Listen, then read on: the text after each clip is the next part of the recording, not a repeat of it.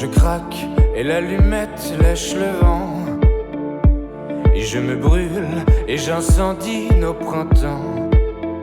Sur la scène française, la relève est bien assurée. Si ce n'est déjà fait, vous allez entendre parler d'eux. Marvin Juno et Radio Elvis signent les 2 plus beaux albums du printemps et se détachent définitivement de leurs références, Benjamin Biolay et Dominique A. Hola, hola, hola. Tout doux, ralentis un peu. Quitte à me quitter, tu te souviens. Va, vie me revient. Le chant désabusé et la plume incisive, Marvin Juno, décorateur de cinéma pendant 10 ans, débarque sans prévenir dans le monde de la musique et nous livre un remarquable premier album situé à mi-chemin entre la pop anglaise flamboyante et la variété française de qualité. Construit comme le scénario d'un film, Intérieur Nuit nous plonge au plus profond de son intimité mais fait l'effet d'un miroir. Moi je vois les chansons comme des petits scénarios souvent et j'ai toujours en tête leur mise en image, quoi. J'ai toujours un clip ou un film en tête. Capitale, et j'ai vu l'échappée belle, je capitule sans escale. Je parle beaucoup de moi, je m'accapare même les histoires des autres et j'y mets du mien. C'est autobiographique, après je rajoute toujours une part de fiction là-dedans, par pudeur et puis par intérêt, c'est-à-dire que peut-être que le quotidien est parfois banal, même si j'écris pas sur la banalité du quotidien, mais j'ai envie d'y ajouter un quelque chose en plus. J'ai relu ces quelques notes, juste à côté d'un V pointé. C'est pas comme ça qu'on s'aime, c'est pas comme ça qu'on s'aime. Révélation incontestable, Marvin Juno a trouvé le réalisateur et arrangeur à la hauteur de ses textes et de ses compositions, l'incroyable Angelo Foley, qui a travaillé notamment avec Christine and the Queens. Avec Angelo Foley, on se connaît depuis qu'on a 8 ans. Donc c'est mon plus vieil ami. On s'était perdu de vue et on s'est retrouvés dans les tréfonds de MySpace. J'avais à l'époque mis en ligne quelques maquettes. Et il m'avait dit « il y a un petit truc, viens boire un café, on va en discuter ». Et ensuite c'est 5 ans de travail de fond. Et moi je vois Angelo comme l'architecte, comme le chef opérateur. Il vient mettre en lumière mes compos. Pour un emblème, peut-être plus même, peut-être plus même. Et ses compos, il les travaille généralement dans un premier temps avec la pianiste de jazz Agnès Imbeau, mais en studio, quelques pointures sont venues les rejoindre. Dans le cadre de l'enregistrement de l'album, on était accompagné d'un garçon hyper talentueux qui s'appelle Rémi Sozed, qui est un grand geek des synthés, des claviers, et ça a été un vrai bonheur de travailler avec lui. Quitte à me quitter, tu te souviens.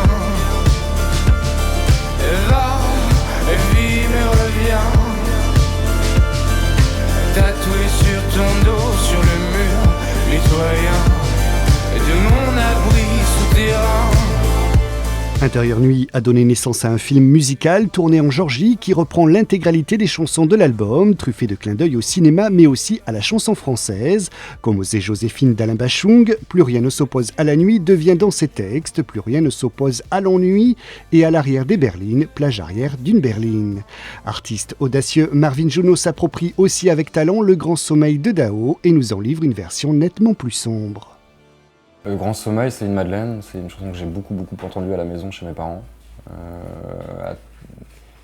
Elle me procure beaucoup d'émotions et elle me rappelle toujours beaucoup de souvenirs.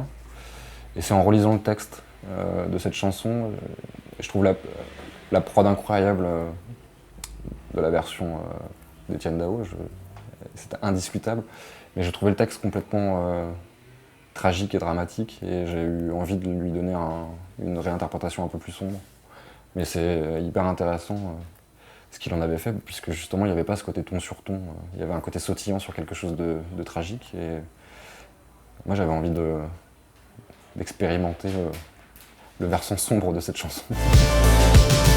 Et j'ai cru voir les confins de nos liens.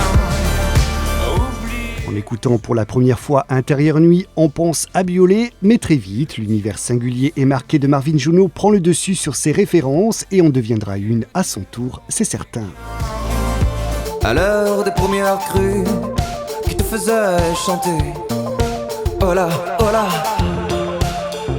Le jeune trio Radio Elvis risque bien de conquérir aussi le public francophone. D'ailleurs, le titre de leur premier album, Les Conquêtes, leur va comme un gant. Tout autant que la musique, les mots sont importants pour eux. Pierre Guénard, le chanteur et l'auteur des textes, les considère comme son instrument.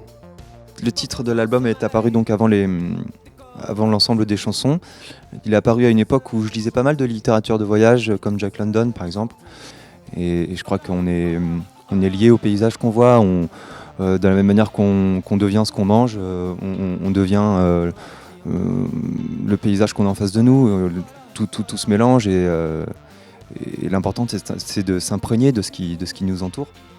Et je crois que c'est aussi un album empreint de cinéma, je crois, parce qu'il y a quand même des chansons qui nous sont inspirées par des films.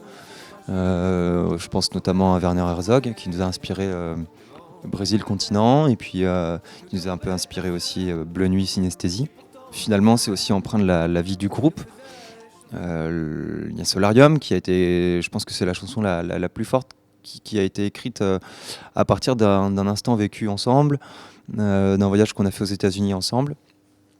Je crois que c'est génial quand à un moment donné, ce qu'on vit nous permet de nous auto-régénérer. C'est super, on est complètement en autosuffisance. Le groupe nous fait vivre des choses, ces choses-là nous font écrire des chansons qui vont encore nous faire vivre des choses, qui vont encore nous faire écrire des chansons. C'est sans fin et c'est passionnant.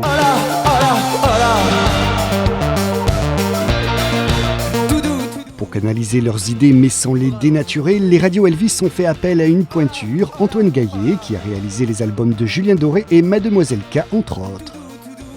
Alors déjà, il est des Deux-Sèvres, comme Colin et moi, donc terre sainte de, de la musique française. On cherchait quelqu'un qui puisse savoir où on voulait en venir, mais qui n'allait pas forcément changer le projet, apporter une patte trop présente. Enfin déjà les morceaux on les a écrits, ils ont été rodés pour la plupart en concert, en live. Donc du coup à l'enregistrement au studio on voulait vraiment le plus possible enregistrer à trois en conditions live. Après il y a eu on a retouché beaucoup de choses, mais par exemple le morceau Au large du Brésil, le continent, c'est un morceau qui a été enregistré de A à Z. Enfin, intégralement, les 14 minutes, c'est nous trois, sans coupure, sans edit, comme on dit. Hola, hola, hola. Tout doux, ralentis un peu. Marvin Juno, Radio Elvis, la scène française devra désormais compter sur eux et nous l'espérons pour longtemps. Alors pour en savoir un peu plus sur cette nouvelle vague, nous les avons soumis au traditionnel jeu de la boîte à questions. Par sa pureté, la pureté mise à rude épreuve actuellement, mais l'athlétisme. Oh, je serais le football, même si j'aime bien le tennis aussi, hein. J'hésite, mais je pense que ce serait le football, parce que le football c'est quand même le sommet du spectacle. Et puis parce que c'est un sport collectif, et tout seul on va plus vite, mais ensemble on va plus loin. La Terre de Feu parce que c'est un endroit peu exploré, encore très vierge. La Géorgie, j'en reviens pour le tournage du film. Et j'aimerais y retourner pour un véritable voyage, pas cadré par l'exercice du tournage. Je serais une fusée, si j'étais un moyen de locomotion, parce que je trouve que c'est un peu le bateau d'aujourd'hui. Non, mais parce que je trouve que c'est un peu les nouveaux explorateurs. L'avion, on peut aller très loin. La veste, c'est ce qu'il y a au-dessus de tous les autres habits en fait. Donc finalement, c'est la première chose qu'on voit quand on la met. Un bonnet. J'en porte souvent.